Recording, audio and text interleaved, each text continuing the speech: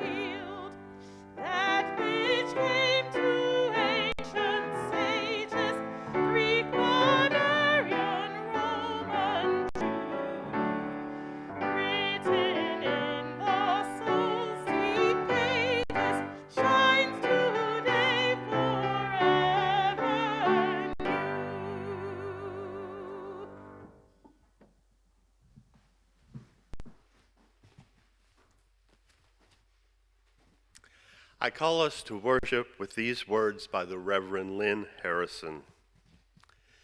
Committed to respond to the call of a wounded world, we join together this day with loving hearts, hands, and minds, embracing the interconnected web of water, air, and earth. We light a fire of sustaining hope, ever bright with love and justice. May we bring forth this day new wisdom, strength, and courage to create a new world not of wealth, but well-being. A world of new peace and abundance for all. As we give thanks for this earth, our shared and singular home, may we dedicate ourselves to its ongoing care.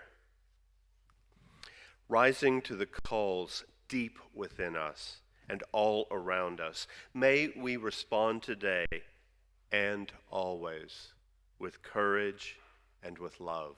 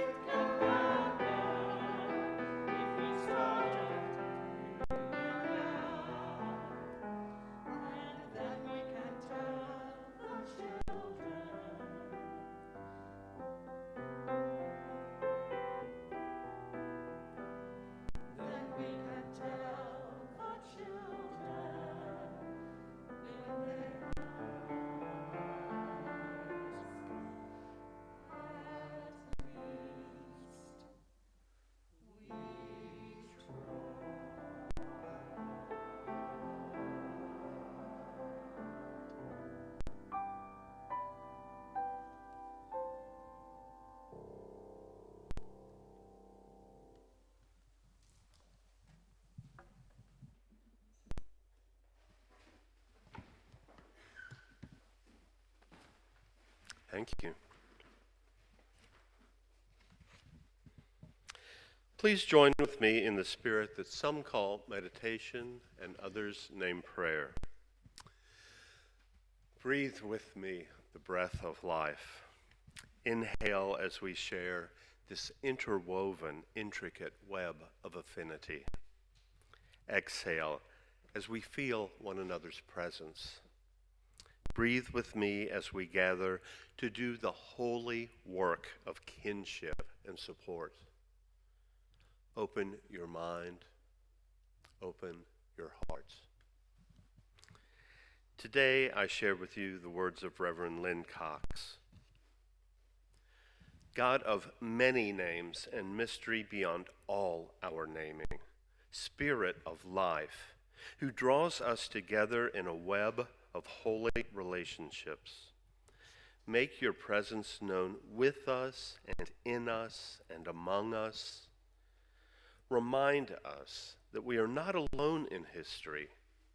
Ignite us with the courage of the living tradition. Remind us that we are not alone in entering the future. Anchor us with patience and perseverance. Remind us that we are not alone in our times of grief and pain. Comfort us with your Spirit, manifest in human hands and voices. Remind us that we are not alone in joy and wonder. Inspire us to honor and extend the beauty we find in this world. Divine music of the universe, let our hearts beat in diverse and harmonious rhythms, cooperating with an everlasting dance of love. May we move with the rhythms of peace. May we move with the rhythms of compassion. May we move with the rhythms of justice. Source of stars and planets and water and land, open our hearts to all of our neighbors. Open our souls to a renewal of faith. Open our hands to join together in the work ahead. We pray in the names of all those known and unknown, present and absent, remembered and forgotten. we pray in the names of all helpers of humankind. Amen. We pause now together to lift up that which sits heavy and light on our hearts. Longtime member and past president of the board, Kay Dunn, passed away on Tuesday. Kay had been a dedicated member of the choir, worked as the choir librarian, and had chaired the church finance committee. We hold in our hearts those enduring or fleeing violence in Ukraine and the families of all those who have been killed.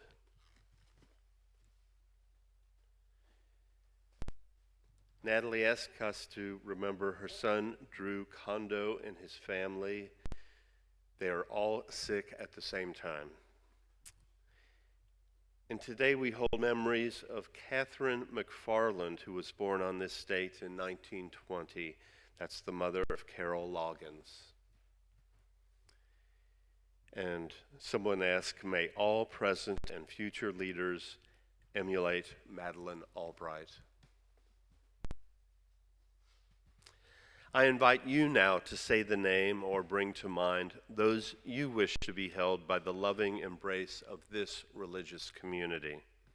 They are part of the great cloud of witness and memory, and we will, even if we do not know their names, hold them in our hearts.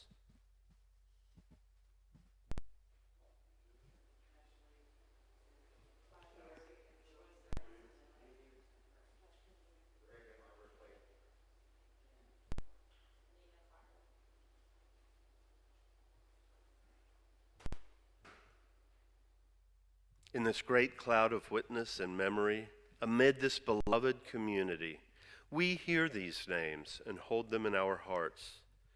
Let us remember the suffering and joy amid and among our community that we do not know. We pause in awe and wonder of the beauty, diversity, and mystery that is life. In the spirit of love, in the spirit of hope, and in the spirit of compassion, I invite each of you to enter into a time of silent prayer, meditation, or reflection.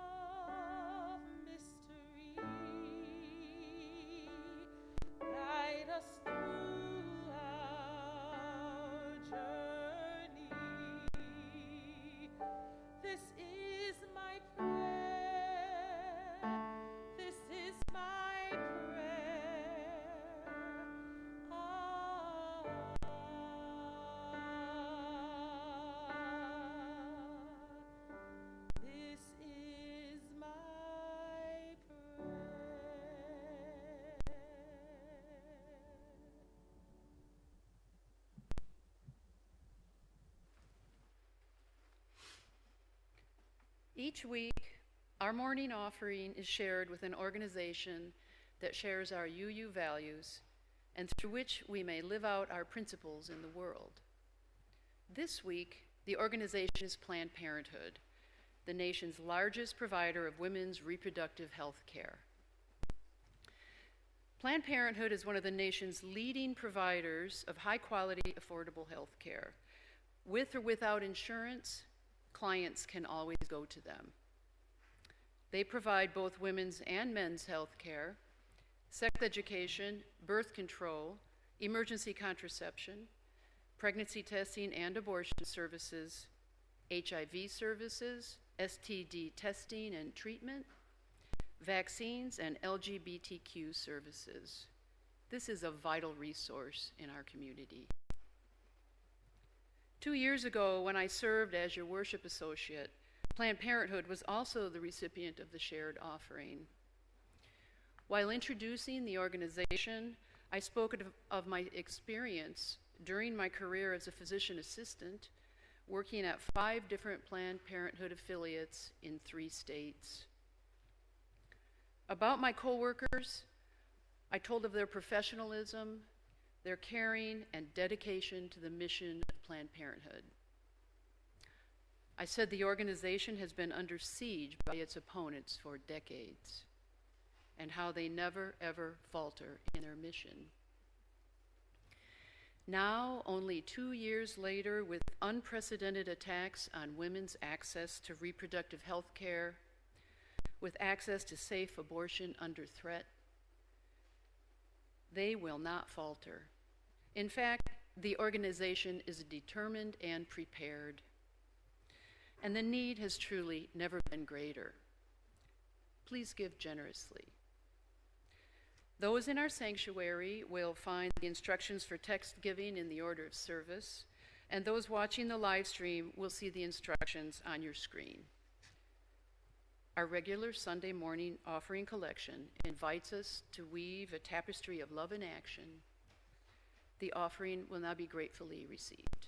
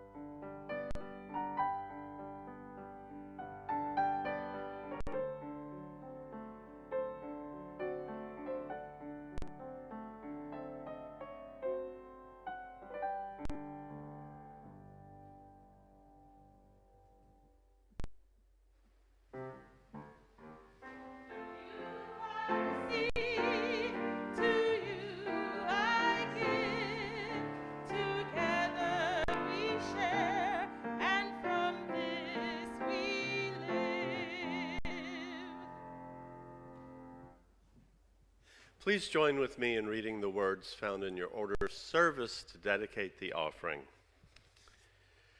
To the work of this church, which is weaving a tapestry of love and action, we dedicate our lives and these our offerings.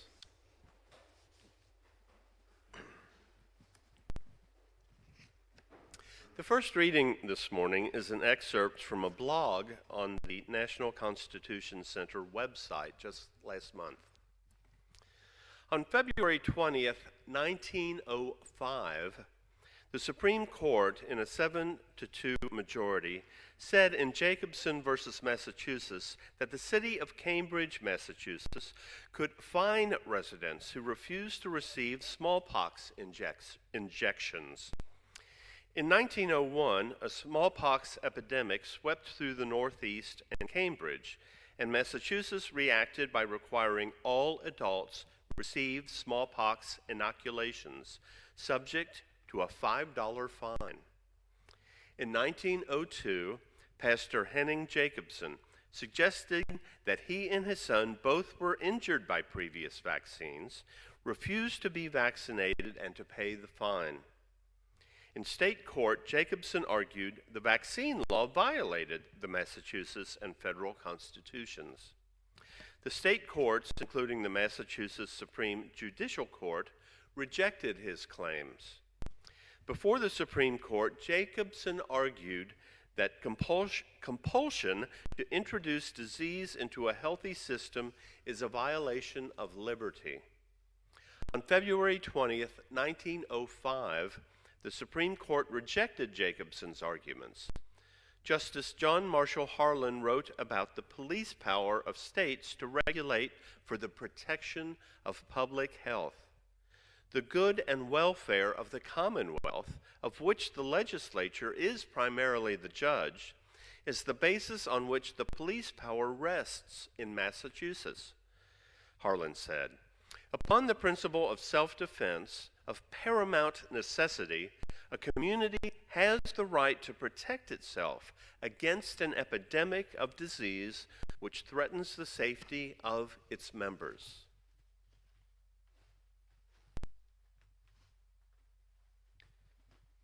On the final Sunday of Women's History Month, our second reading is composed of two quotes by two acclaimed women.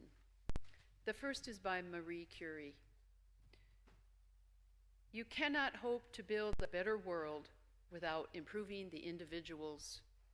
To that end, each of us must work on our own improvement and, at the same time, share a general responsibility for all humanity, our particular duty being to aid those to whom we think we can be the most useful. The second is by Eleanor Roosevelt. Freedom makes a huge requirement of every human being. With freedom comes responsibility. For the person who is unwilling to grow up, the person who does not want to carry his own weight, this is a frightening prospect.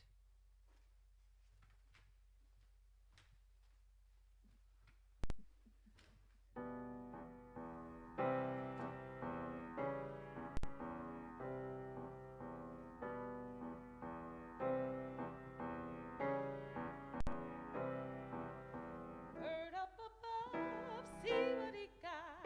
The freedom to fly and the freedom to not. Freedom! That's the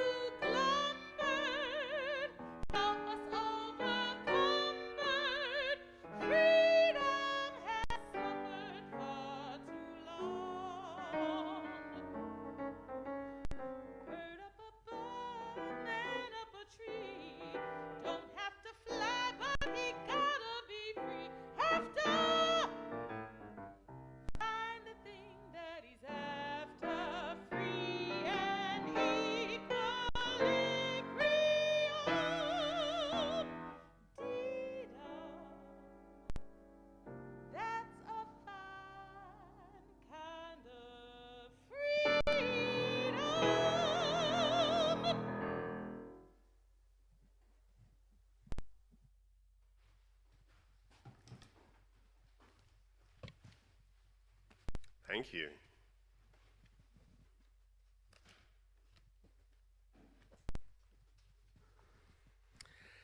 Some of you who spend time on social media may have seen a particular quote attributed to Dr. Anthony Fauci, apparently expressing his frustration with those refusing to wear masks or get vaccinated. In fact, the quote predates the pandemic by several years and was originally posted by someone else entirely. In early January 2017, Lauren Morell, an author pregnant with her second child, watched the president-elect demand the U.S. Senate repeal the Affordable Care Act, which would threaten the insurance coverage of millions of Americans. My biggest problem with these ACA debates, she tweeted, I don't know how to explain to you why you should care about other people. The post was described as poignant, succinct, and in line with how many across America were feeling about a nascent administration that was seemingly focused on the comforts of a few at the expense of the masses. Well, poignant words are often misattributed. Dr. King was echoing the words of 19th century abolitionist and Unitarian minister Theodore Parker when he said, "The arc of the moral universe is long, but it bends toward justice." But you most often see it attributed to Dr. King. With great power comes great responsibility is often attributed to Spider-Man. But the adage goes back to at least the 1st century in the story of King Dionysius and the sword of Damocles. And reimagining responsibility has been the theme for my sermons this month. Last week, for those of you who were finishing up spring break and missed it, I talked about the responsibility of our faith community to competently and effectively address all aspects of our lives, not just spiritual, emotional, and moral, but sexual as well. And my responsibility to you as a faith leader to speak out when the marginalized or vulnerable are attacked by elected officials. The first Sunday this month, I talked about moral responsibility and moral discernment. I described Lawrence Kohlberg's stages of moral development. People pass through the stages, gaining new and necessary perspective, which is more comprehensive and differentiated than its predecessors, but integrated with them. But, of course, moral responsibility isn't the only type of responsibility that UUs think about. Our 4th principle speaks of a free and responsible search for truth and meaning. Search on responsibility on the Unitarian Universalist website, and you'll find articles about social responsibility, corporate responsibility, fiduciary responsibility, as well as the United States' historic responsibility to evacuate and welcome Afghan refugees. When thinking of how to wind up this month's series, the phrase rights and responsibilities popped into my head. I think this was probably because I had been hearing so much lately of people demanding their rights regarding one thing or the other, but not so much about them discussing their responsibilities. You probably know what I'm referring to. I shared a quote earlier describing the frustration of many during the pandemic. I'm referring to those who demand their alleged right to not wear a mask or be vaccinated. So that may be a good cue for me to look closely at what a right is and how it relates to but differs from a responsibility. Those bandying about the word right in the COVID-inspired context are no doubt selecting a definition like the power or privilege to which one is justly entitled. What they need to remember is that those powers or privileges are typically granted by governing bodies. And as we learned in our first reading, in 1905, the Supreme Court ruled that a community has the right to protect itself against an epidemic of disease which threatens the safety of its members. Now, things don't typically make it all the way to the Supreme Court. Rights are generally written into laws or declarations or are adopted. For instance, the government may grant its citizens in a democracy the right to choose their representatives by voting or the right to exercise free speech. The United Nations General Assembly adopted the Universal Declaration of Human Rights. It was drafted by a UN committee chaired by Eleanor Roosevelt, and it enshrines the rights and freedoms of all human beings. According to the website differencebetween.net, it is important to remember that rights are granted based on an agreed set of behaviors and obligations, with the expectation of mutual respect and cooperation. A right, therefore, is not just a law that allows individuals or governing bodies to do or say anything they wish. It is the foundation or framework on which society as a whole structures or defines itself. Every right manifests itself through a series of obligations or duties that flow outward from the central law like ripples on water. It is these obligations or duties that we commonly refer to as responsibilities. We may think of a responsibility as a moral, legal, or mental accountability, but at least speaking for myself, I don't often think about how you can't have rights without those responsibilities irrevocably rippling out. Rights and responsibilities exist in a reciprocal and symbiotic relationship. We claim the right to be treated respectfully, but that means we have the responsibility to treat others with respect.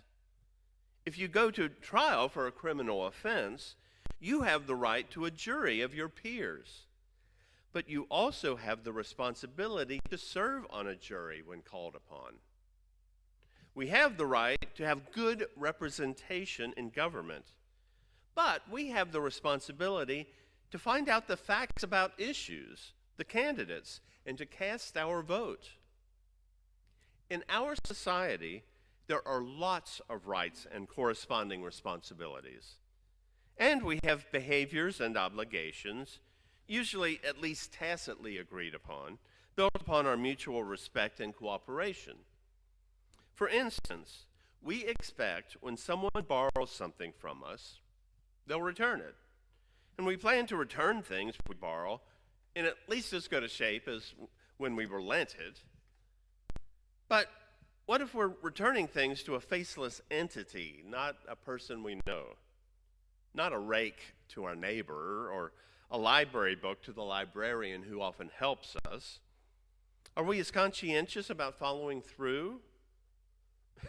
How many people have recently found a Blockbuster video that fell behind the media cabinet? A viral discussion about a tweet by someone named Jared explored this very question. Jared's shopping cart theory suggests an individual's moral character can be determined by whether they take the shopping cart to the designated spot after they're finished with it, or whether they just leave it there somewhere near their car. Jared wrote, "The shopping cart is the ultimate litmus test for whether a person is capable of self-governing. To return the shopping cart is an easy, convenient task, and one which we all recognize as the correct, appropriate thing to do. To return the shopping cart is objectively right. There are no situations other than dire emergencies in which a person is not able to return their cart. Simultaneously, it is not illegal to abandon your shopping cart.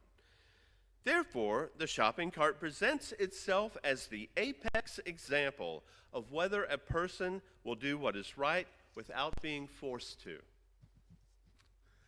I've noticed a similar but more potent example in my apartment building. As a tenant, a person has the right to borrow the one hotel cart from the lobby to schlep things from their car up to their apartment, and the responsibility to return it when they're finished.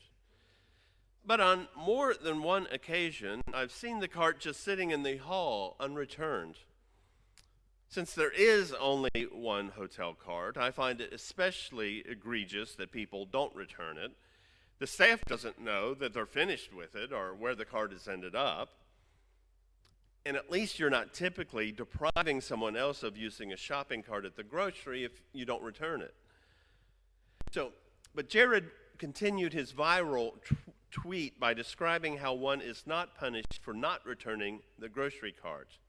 And you don't really gain anything by returning it. It's simply a thoughtfulness thing about being responsible. Setting aside exceptions like those whose medical condition make it difficult to even get the cart to their car in the first place, and getting your quarter back at Aldi, it may not be going too far to extrapolate this to those who are unwilling to help protect or help more vulnerable members of society, if it means any inconvenience whatsoever to themselves.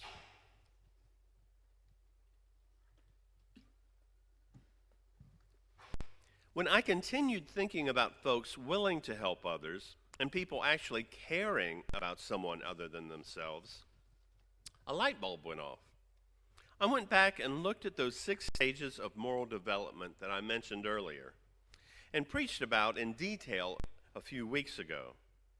The first 2 stages are common in children. Stage 1 focuses on the direct consequences of their actions on themselves.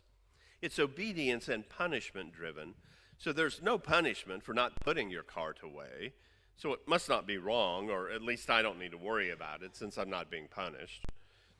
It's not until stage 5, which many people don't even reach, that the world is acknowledged as holding different opinions, rights, and values, and that such perspectives should be mutually respected as unique to each person or the community, actually taking other people into account.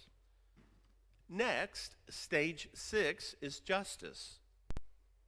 I realized as the stages progress, the focus moves from oneself to others' effects on oneself, to actually considering others and their feelings and their opinions, perhaps leading to someone in a later stage to wonder about those in an earlier one. I don't know how to explain to you why you should care about other people. Caring for one another is a core spiritual practice for Unitarian Universalists, and we are drawn to look outside ourselves to others. We offer support and compassion to one another. What we call pastoral care isn't only offered by the pastor. Just as we have the right to be cared for when we are in distress, we have the responsibility to care for others when they lose a loved one or experiencing a divorce or have health issues, and rejoice with one another when happy life events occur. And may I add, as an aside and as a personal favor, please accept your responsibility to let the church know when you have something happen. I do want to know. You may not think there's anything we can do about it anyway, or you think I'm too busy or too grumpy. But please let me know anyway. That's why my cell phone number is on my business card. Just as caring for one another is a core spiritual practice, how we treat one another is central to our faith tradition. You've probably heard me say that we are a covenantal, not creedal community. We covenant by agreeing on how we will treat one another and the world. We don't agree that we'll all share a creed by believing the same thing. According to the Unitarian Universalist website, Covenant is the silk that joins Unitarian Universalist congregations, communities, and individuals together in a web of interconnection. The practice of promising to walk together is the precious core of our creedless faith. It continues. Covenant is both a noun and a verb. It can be a written agreement among individual community members promising to behave in certain ways, and it can mean to engage in mutual promises with spirit, with other people, and communities. And back to the stages of moral development for a moment. Well, by stage 5, people are respecting the rights and perspectives of others. Stage 6 is grounded in justice. Just as caring for one another is a core spiritual practice, justice is at the core of our faith. Those in our congregation work for justice and are intent on making a positive change in our city, state, and country. We advocate, organize, and act for justice to live out the values of our faith. And as we saw just this week, we respond immediately when an influx of immigrants needs our help. In our second reading, Marie Curie addressed improving individuals, including ourselves and the world. To that end, she said, each of us must work for our own improvement and, at the same time, share a general responsibility for all humanity, our particular duty being to aid those to whom we think we can be most useful. General responsibility for all humanity? Wow, pretty overwhelming. Especially these days when a pandemic has us overwhelmed just making it through the week. But, as Reverend Parker and Dr. King assured us, the arc of the moral universe is long, and it bends toward justice. How do we remain hopeful, keep working, and stay focused when circumstances are feeling overwhelming? Well, luckily, next month I'll be reimagining hope, so stay tuned.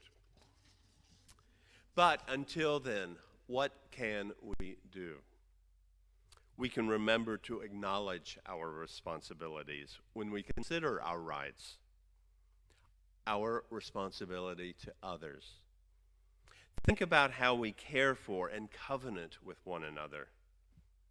We are here in community to love and support one another, not just here in church, but in our neighborhoods and in the world.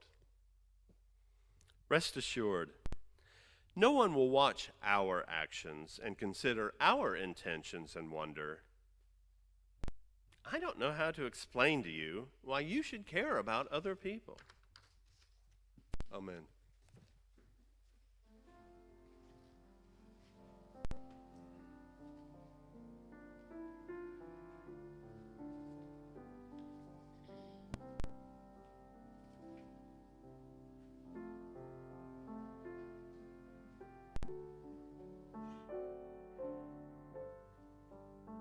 Before we go to our closing hymn, I do want to just point out that as this has been the Women's History Month, and we're at the end of Women's History Month, that Chelsea and I have actually all month been featuring the works of compositions by female composers such as Margaret Bonds, Carole King, Nikki Zone, who is a composer here in Houston, Issei Barnwell, Brenda Russell, Karen Carpenter, and many others. So we just wanted to point that out, that this was Women's History Month, and we've been following through in that in a musical way. And now we're going to have our closing hymn.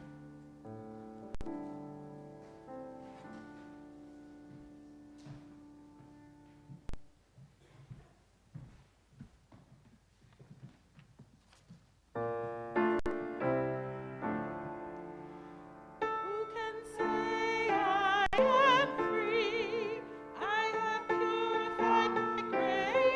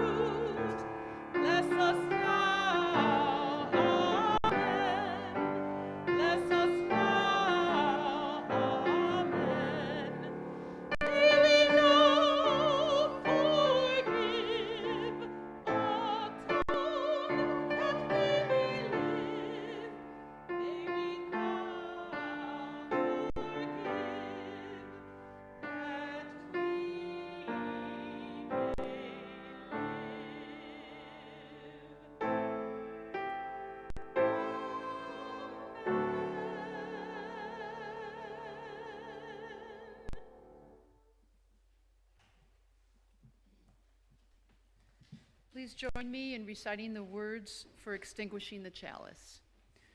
We extinguish this flame, but not the light of truth, the warmth of community, or the fire of commitment. These we carry in our hearts until we are together again.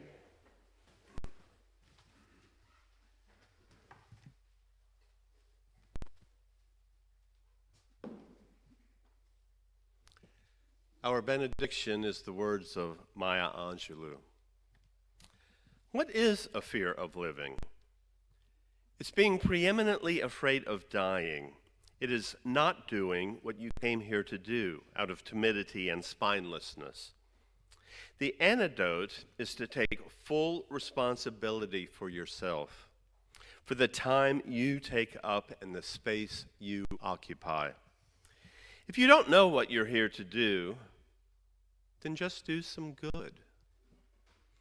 Go forth into your week, do some good, care about others, and go forth in peace.